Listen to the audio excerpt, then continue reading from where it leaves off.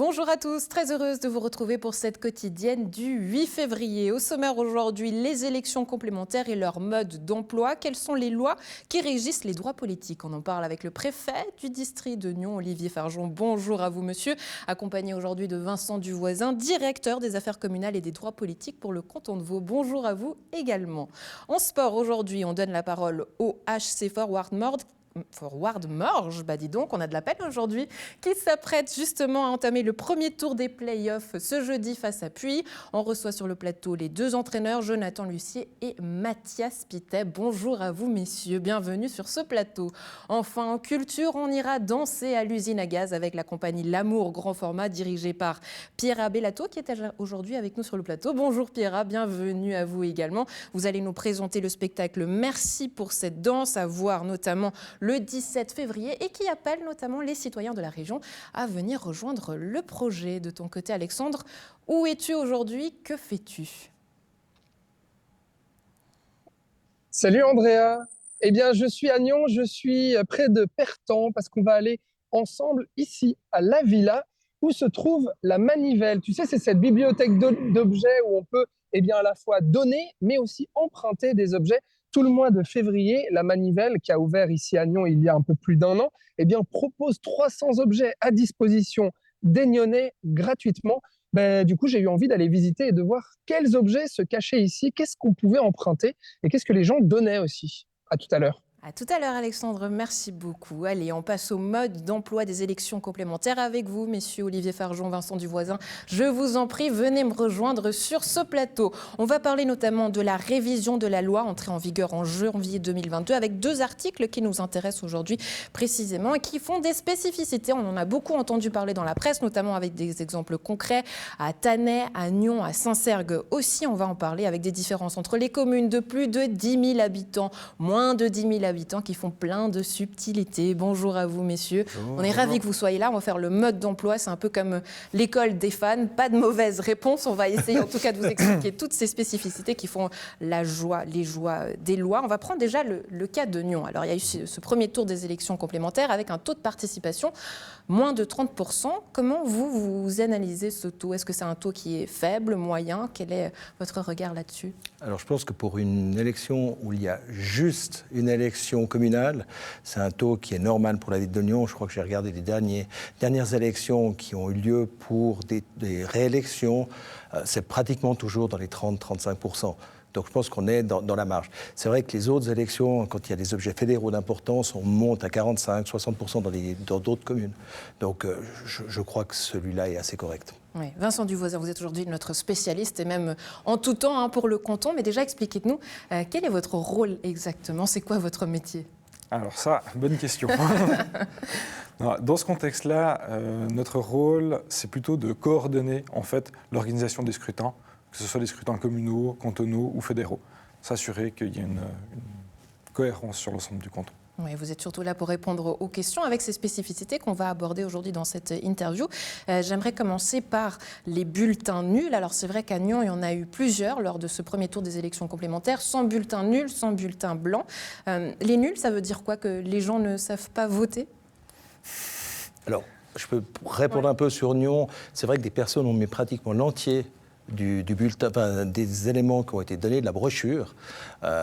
Donc c'est vrai que là, c'est un peu compliqué de pouvoir vérifier pour qui réellement ils veulent voter. Pourtant, c'est vrai que c'est clairement mentionné, mais certaines personnes ne sont peut-être pas non plus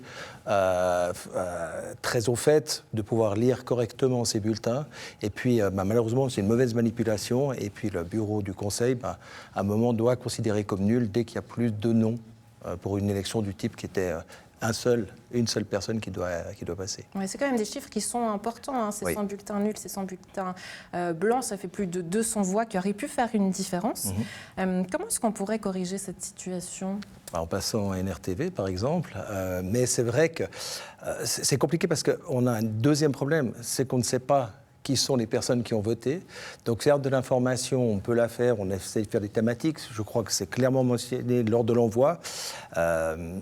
après, voilà, on a de la peine à pouvoir justement serrer quelles sont les personnes qui votent mal. Ouais. On pourrait se dire, on sait, on peut prendre le cas concret de Jay Reuter, candidat qui aurait pu mobiliser un lectorat qui n'a pas l'habitude de voter. Est-ce que là, vous avez justement des traces de qui a voté? Non.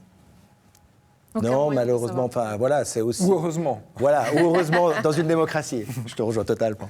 Non, mais il y a un élément qui va rentrer en compte assez prochainement, c'est qu'on va changer de système pour les votations, et en particulier aussi pour les élections selon système majoritaire, comme il y a eu pour la municipalité, c'est-à-dire qu'il y aura un seul bulletin.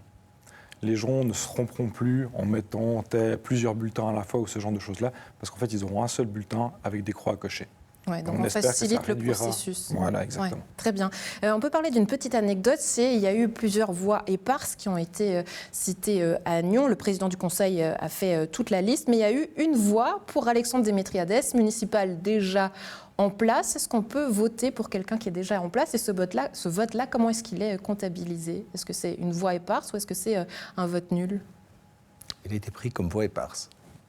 Donc il a été comptabilisé comme une validation d'un municipal en place et puis qui, malheureusement, ça ne compte pas pour grand-chose. La personne a fait un acte, soit il adore M. Démétriades, soit il considère qu'il doit prendre peut-être encore plus d'ampleur au sein de la municipalité. Ouais, peut-être devenir syndic, c'est ça le sous-entendu, Olivier Farchon. Bon, en prendre note.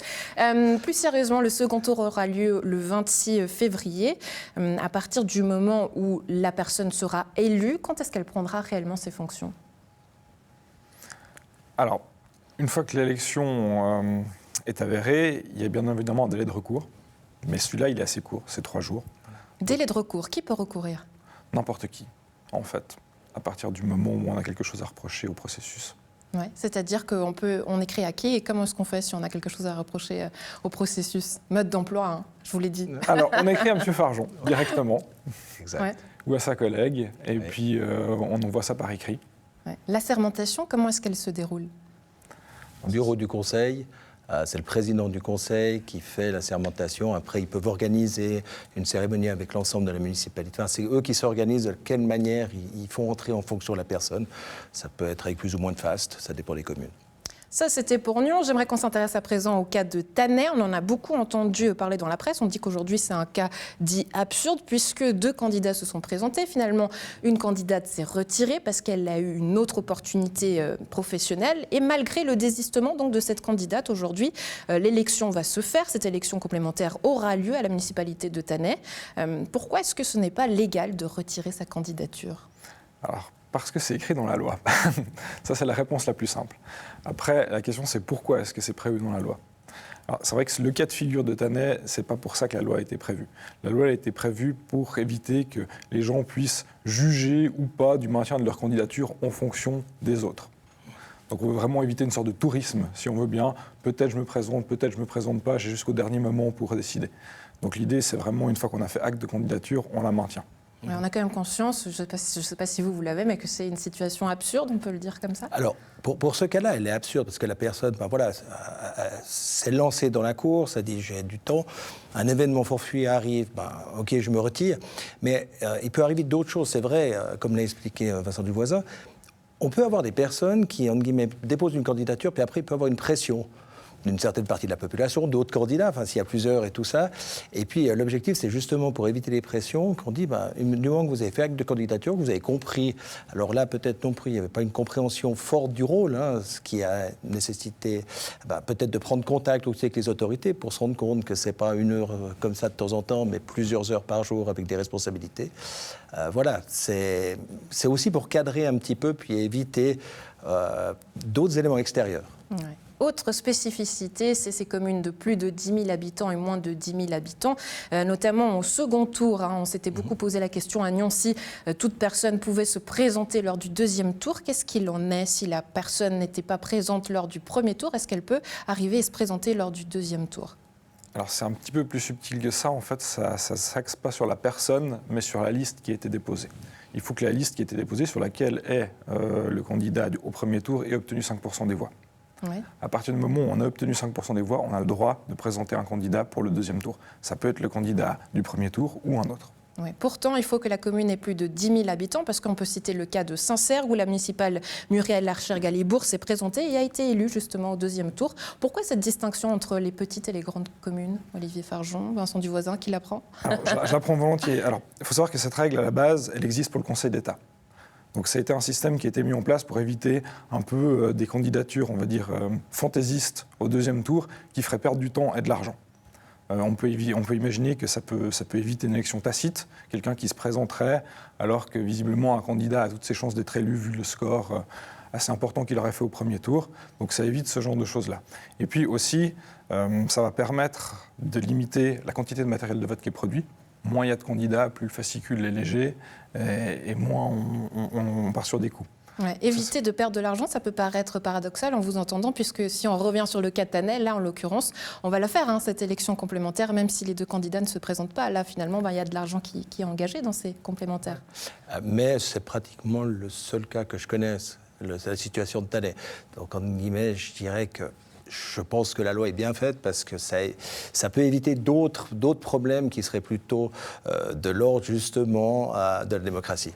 Oui, juste parce qu'on s'intéresse justement au porte-monnaie. Combien ça coûte une élection? Est-ce qu'on a une fourchette de prix? Alors moi, je ne l'ai pas. Je sais que c'est un certain montant, c'est important. C'est un certain montant. Déjà, rien qu'en frais de port, on oscille entre 60 et 80 centimes par personne qui va recevoir son matériel de vote. Et puis après, derrière, il y a la production du matériel. On dit pour une votation fédérale, c'est là où on a les chiffres en général, on est à peu près à 500 000 francs. Oui, 500 000 francs. Pour l'ensemble du canton. Pour l'ensemble du canton. Vincent Duvoisin, j'aimerais savoir une dernière question. On voit toutes ces spécificités de toutes les communes.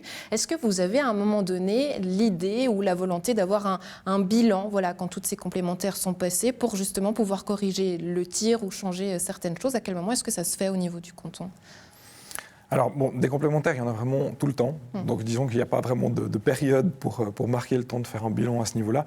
Mais on vient de modifier la loi qui régit en fait les votations et les élections. Donc, bien évidemment, après quelques années de fonctionnement, sur les dispositions qui viennent d'être mises en place, on tire un bilan et, cas échéant, on rectifie. Ouais, alors, on l'a cité, c'était le fameux article 95 et 104. Dans les grandes lignes, qu'est-ce qui a changé pour résumer toute cette situation, la spécificité? Parce que là, aujourd'hui, c'est l'enjeu. C'est ce fameux article 95 et 104 qui s'affiche. C'est quoi les grosses différences, si on peut les résumer en quelques mots? Alors, comme je le disais, c'est un système qui existait déjà avant pour l'élection du Conseil d'État. Et puis, le législateur a décidé de l'introduire également pour les grandes communes, pour les villes. C'est pour éviter justement ces candidatures fantaisie au deuxième tour, perte de temps, perte d'argent. L'idée, c'est de se dire que dans des communes qui sont politisées, avec des partis politiques qui sont en place, le premier tour permet de juger les forces politiques. Et puis ensuite, seuls ceux qui ont fait un certain nombre de voix peuvent se présenter pour le deuxième tour. Très bien. Vincent Duvoisin, Olivier Fargeon, merci beaucoup pour ce mode d'emploi. On était ravis de vous avoir avec nous. Puis à la prochaine fois, on refera la même chose avec les petites questions mode fan à l'école. Vous avez aimé cet exercice? Très bien. Ouais, super. Bon, à la maison, on espère que vous aurez tout compris. Ce sera un plaisir de vous avoir une prochaine fois. Alexandre, on retourne à toi. À la manivelle, qu'est-ce qu'on emprunte? Qu'est-ce qu'on prend? Est-ce que tu as trouvé des objets qui te plaisent? Oui, Andrea, regarde, je suis devant cette fameuse manivelle, tu vois, bibliothèque de partage d'outils et d'objets. Donc, je suis ici à la villa. Alors, on va toquer, on va voir. Bonjour. Mais bonjour Renaud. Bonjour Alexandre. Alors, bonjour c'est ici la manivelle à Nyon. Et voilà, ce sont nos locaux. Voilà, ce petit local qui a ouvert il y a un peu plus d'1 an. Alors, vous m'ouvrez? Oui, on va visiter tout ça. Bienvenue à la manivelle. Merci beaucoup Renaud. Alors, vous êtes donc membre du comité de bénévoles qui gère cette manivelle à Nyon. Alors, je le rappelle, il y a plus de 300 objets qui sont à disposition de la population pour emprunter des objets. Et tout le mois de février, c'est gratuit. Donc, c'est une offre découverte. Alors, rappelez-nous un peu le concept, comment ça marche. Moi, je viens ici, j'ai envie je ne sais pas, d'emprunter, qu'est-ce que j'ai pas chez moi? Une sorbetière. Alors, je ne sais pas si j'ai envie de faire des glaces aujourd'hui, mais en tout cas, j'en ai pas chez moi. Alors, comment je fais? Alors, voilà. Donc, là, le principe de la manivelle, c'est de pouvoir faire un abonnement et puis, à quelque part, de pouvoir partager des objets comme une bibliothèque. Simplement, ce ne sont pas des livres, mais ce sont des objets du quotidien. Ouais. Donc, force est de constater qu'on a beaucoup d'objets chez soi qu'on n'utilise que très rarement, qui prennent beaucoup de poussière. Donc, l'idée, ce serait de les mutualiser de les mettre en partage. Et puis, ce qu'on voit ici, c'est une partie de notre stock. Donc, l'utilité de tout ça, c'est non seulement de financièrement gagner un petit Oui. peu parce que ça nous évite d'acheter des objets qui des fois qui sont un peu chers, mais également de découvrir des objets qu'on n'aurait peut-être pas forcément eu Ouais. l'idée d'utiliser. Une sorbetière, c'est vrai que je ne vais pas spécialement Voilà. en utiliser. Hein? Alors, c'est vrai qu'on voit plein de choses. On voit aussi, voilà, pour faire la raclette. On a vu des caquelons à fondu. La on a machine à vu- pain aussi. Voilà, machine à Faire pain. son pain à la maison. Une yourtière. Exact. Voilà. Enfin, bref, plein de choses. Mais Renaud, ça coûte combien concrètement un abonnement mensuel, annuel, pour emprunter ces objets ici? Alors, on peut découvrir sur un mois un abonnement à 20 francs. Ouais. Et si on veut prendre un abonnement annuel, là, on serait sur 100 francs pour toute l'année. Donc, complètement libre d'utiliser l'objet. D'accord. Hein, on peut l'emprunter pour 1, voire 2 semaines. Le but, c'est pas de le laisser bloquer chez les gens, mais voilà, on a cette souplesse de location qu'on peut avoir avec l'objet. D'accord. Alors, Voilà. ce qui marche bien, je crois, alors, il y a des affaires sportives. Par exemple, il y a quoi là? On voit quoi? Des Alors, raquettes? ici, on est sur la partie sportive. Il faut savoir que ce petit local, ce n'est qu'une partie de notre stock. Hein. Ce local nous a été remis par la commune de Nyon. Merci au passage, hein, parce que vraiment, c'est très bien centralisé. Mais on a un autre grand local. Alors ici, on n'a pas pu tout mettre, mais on peut voir un peu d'équipement sportif, on peut voir de la raquette, on peut voir des casques, on peut voir des planches à roulettes. Ça, c'est pour la partie sportive, mais aussi Ouais. la partie bricolage. Hein. Et ça, je Donc- crois que c'est très demandé, justement. Ça fait partie de l'ADN de la manivelle, surtout, c'est de prêter un peu des outils Voilà. si on veut tailler Noé, si on veut planter des clous, si on veut. Voilà. Et qu'on n'a pas spécialement tous les outils chez nous. Bricolage et jardinage, c'est vrai que c'est typiquement les objets qui sont utilisés 1 ou 2 fois par année pour tailler sa haie, pour tondre son gazon, pour ceux qui ont la chance d'avoir un petit terrain. Mais tout ce qui concerne les perceuses, les scie sauteuses et d'autres objets, voilà, c'est également très, très demandé et recherché. Et alors, je crois, enfin, vous m'avez dit hors micro avant que ça, c'était le Saint Graal. C'est l'objet le plus loué ici. C'est l'objet culte. C'est quoi? C'est celui qui a le plus de demandes. C'est un Karcher lave-vitre. Hein. Donc, c'est un petit aspirateur, une fois qu'on a lavé la vitre, qui vient aspirer l'eau. Donc, c'est celui qui est le plus loué. C'est pour ça qu'on l'a mis en valeur pour tout le monde. Pour tout le monde. Quels sont les objets insolites qu'on peut trouver parfois? Parce que, alors, moi, je vois plein d'objets un peu du quotidien qui sont utiles. Mais bon, alors, insolite, voilà, Andrea, voilà. Tiens, regarde, si tu as envie de te déguiser en Mère Noël, il y a tout ce qu'il faut ici. Voilà, on peut louer un costume de Père Noël, Mère Noël, pour éviter effectivement d'en acheter un puis de le sortir chaque année, une fois par an. Ou pour faire des fêtes, boule à facettes. Hein. On n'en a pas parlé, mais il y a une boule à facettes là-bas au fond qui permet de mettre un peu d'ambiance pendant une fête, et puis aussi des micro-karaokés. Une boule de massage. Et d'autres choses. Voilà. Bien-être aussi, santé bien-être, on a également. On est vraiment assez varié. Donc, on est tout content d'en avoir 300, hein, puisque à quelque part, on a atteint ce joli nombre d'objets qu'on a actuellement, 300 objets, qui sont tous visibles dans notre catalogue à la Manivelle Nyon. Hein. Voilà, et puis ça marche bien à Nyon, ça fait un peu plus d'1 an que ça a ouvert ici. C'est un concept à la base qui est genevois, qui est lausannois aussi, et ensuite qui s'est développé ici à Nyon. Ça marche comment ici? Alors, il y a beaucoup d'inscriptions, de demandes. Actuellement, au niveau des objets et des dons, donc tout ça fonctionne sous forme de dons. Hein. Rien n'est acheté à la manivelle, il faut savoir. Oui. On est très satisfait, les gens viennent beaucoup nous voir, nous donnent des objets. C'est vraiment. Il y a beaucoup de dons. Au niveau des abonnements, on est en phase de décollage et voilà, c'est pour ça qu'on s'est dit, voilà, on a 300 objets. Qu'est-ce qu'on fait un petit peu pour améliorer notre visibilité? Donc, on a fait cette offre de découverte. Ouais. Hein, c'est une offre découverte qui vous permet de découvrir la manivelle gratuitement. Ouais. Donc, c'est sympa. Et ça va durer tout le mois de février. D'accord. Donc, vous venez nous voir jusqu'au 28 février et vous aurez le droit à un abonnement gratuit pour essayer le concept. Et les horaires auxquels on peut vous visiter? 2 fois par semaine, on est ici. On est le mercredi et le vendredi de 17 à 19h, puisque nous sommes toute une équipe de bénévoles. Pour l'instant, ce sont nos plages horaires que nous utilisons. Très bien. Renaud, merci beaucoup. Alors, si vous aviez un objet là, à me conseiller, là, je devrais repartir avec quoi? Un objet que j'ai forcément pas chez moi, mais qui peut m'être utile. À mon avis, ça sera mon objet culte, c'est la machine à pain. Ah, la machine à C'est ma pain. préférée. Si j'ai envie d'apprendre à faire mon pain C'est très moi-même, c'est facile à ça? faire et c'est tellement bon de se réveiller le matin avec une bonne odeur de pain. C'est fantastique. Je la Ok. recommande pour vous, Alexandre. Alors moi, c'est la machine à pain. Et Andrea, je te prends la boule à facettes, j'imagine. Hein? Tu me connais si bien. Mais tu peux prendre la machine à pain seulement si tu fais du pain, ça me va aussi, Alexandre. Très belle journée à toi. Salut, ciao, ciao. Merci de nous avoir fait visiter cette petite caverne d'Ali Baba. On passe au sport avec vous, Jonathan, Lucie et Mathias Pittet. Et voilà. Venez me rejoindre sur ce plateau. On est ravis de vous avoir avec nous. Venez seulement. On va discuter autour de la table. Le HC Forward Morges s'apprête à entamer le premier tour des playoffs dès jeudi face à Puy. On va parler de cette stratégie à adopter. Bonjour messieurs, bienvenue. Bonjour, bonjour. Bonjour. Petite mine, Jonathan, fatigué. Non, je me suis levé trop vite, mais on joue contre Prix et non Puy. Ouais, et non Puy. On corrige, Alexandre. Prix, voilà, c'est noté. Des adversaires de taille que vous connaissez bien d'ailleurs. On va en parler d'ici quelques instants. Jonathan, comment va le moral des troupes avant d'entamer justement ce premier tour des playoffs? Le moral est bon. On sort d'une saison qui a été longue et courte à la fois. Je dirais longue parce que vous connaissez la situation de la patinoire où on a dû s'exiler en partie sur Valorbe, avec des horaires tardifs d'entraînement, des nombreux déplacements, et puis une première partie de championnat qui a été faite majoritairement à l'extérieur, et puis courte parce que c'est un championnat qui est express. On a 22 matchs de championnat, donc on n'a pas beaucoup de droit à l'erreur, donc longue et courte à la fois. Ouais. Ouais. Mathias, comment est-ce que vous avez senti cet impact, ce manque de glace? Comment il s'est répercuté sur l'équipe? On va dire que c'était au départ très positif parce que en fait, ça a permis de souder vraiment les gars par le fait de faire des trajets, d'être tout le temps à l'extérieur.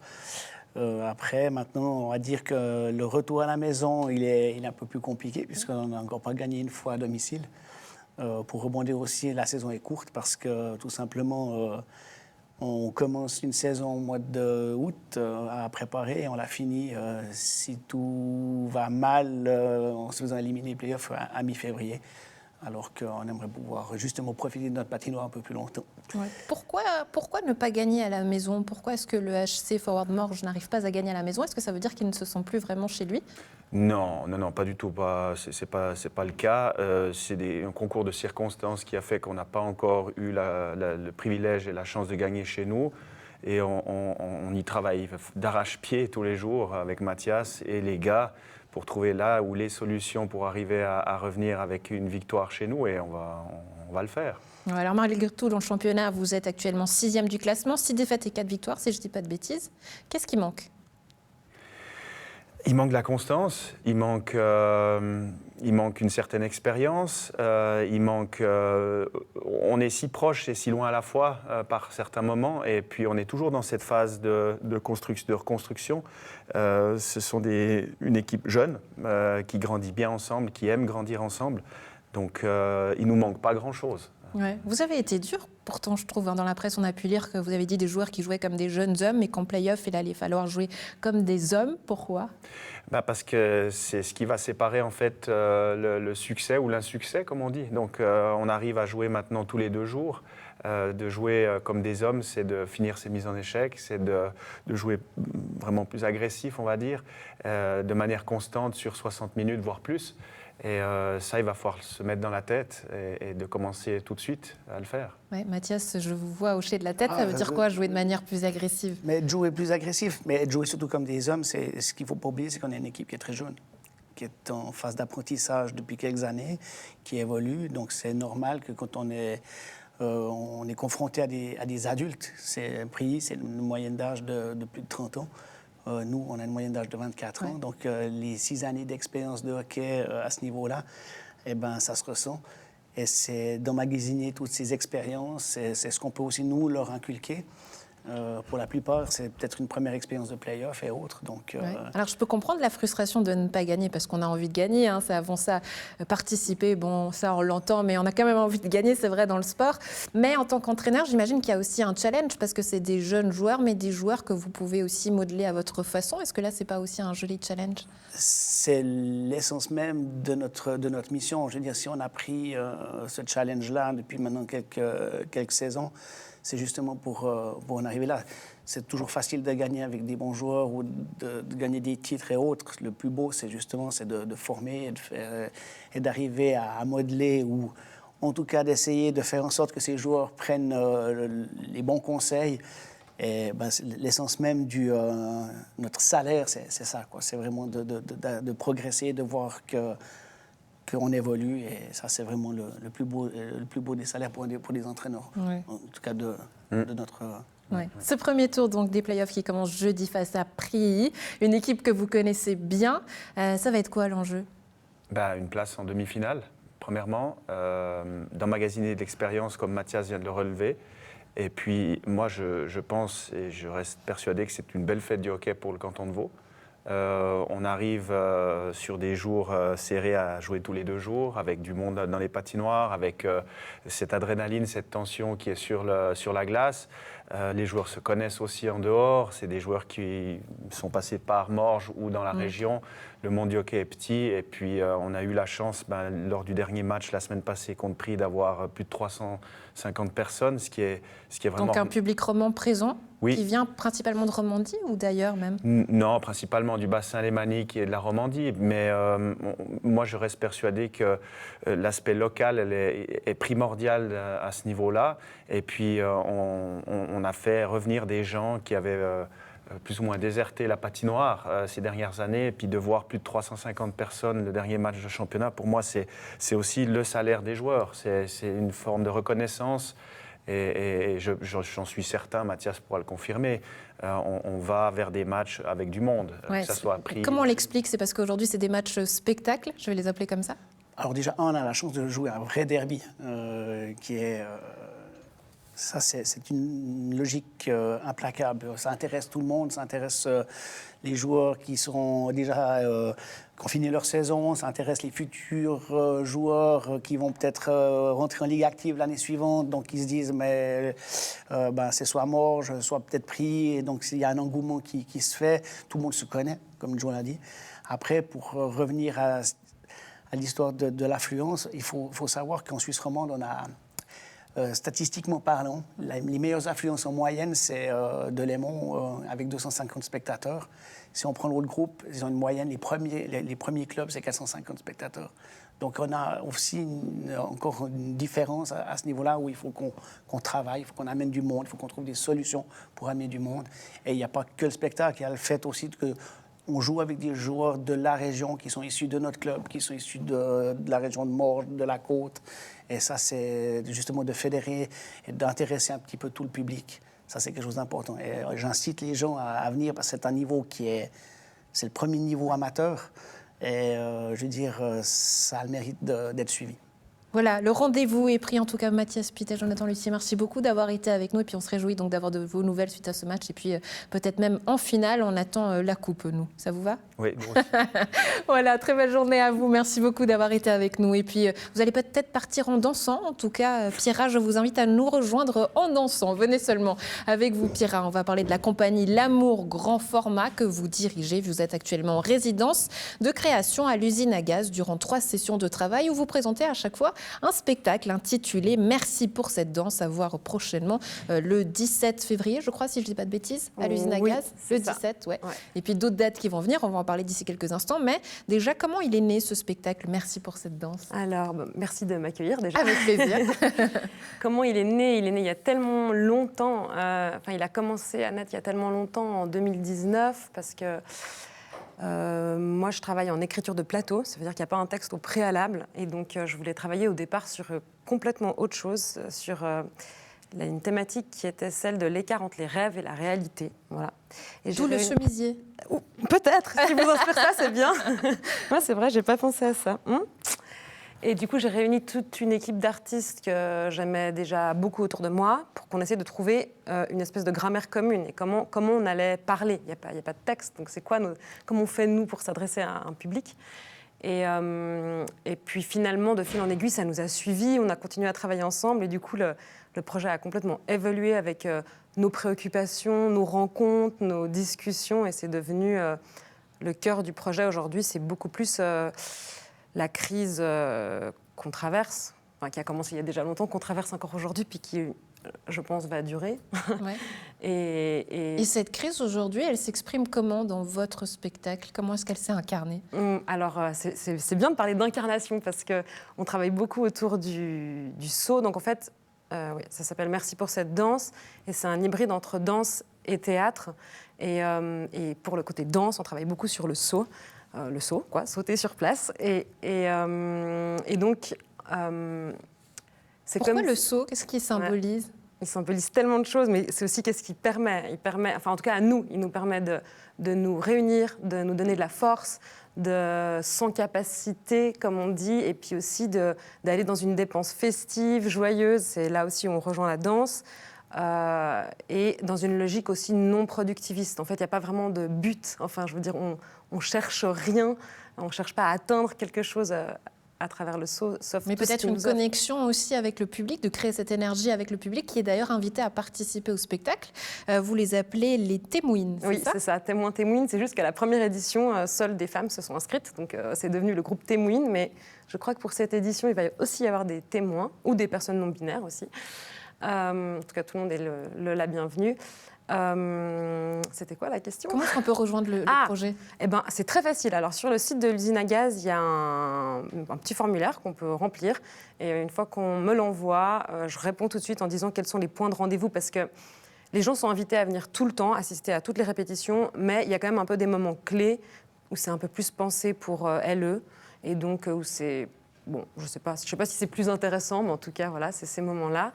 Et donc, moi, je communique ces dates et ensuite, on espère qu'ils nous rejoignent. Mais quand on vient, est-ce qu'on vient en tant que témoin? Est-ce qu'on vient en tant que metteur en scène, comédien, danseur? Qu'est-ce qu'on fait? Comment on participe? Alors, déjà, on cherche évidemment aussi des gens qui ne font pas partie du métier des arts du spectacle, même si toutes les personnes sont les bienvenues.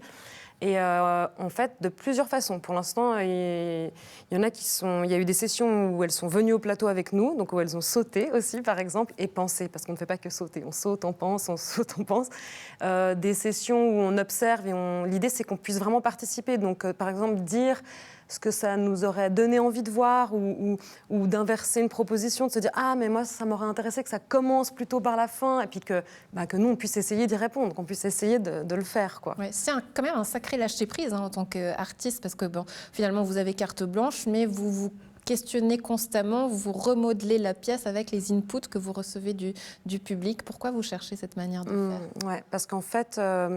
on travaille, un des sujets vraiment du projet, c'est la porosité, c'est d'essayer de créer des liens avec toute chose.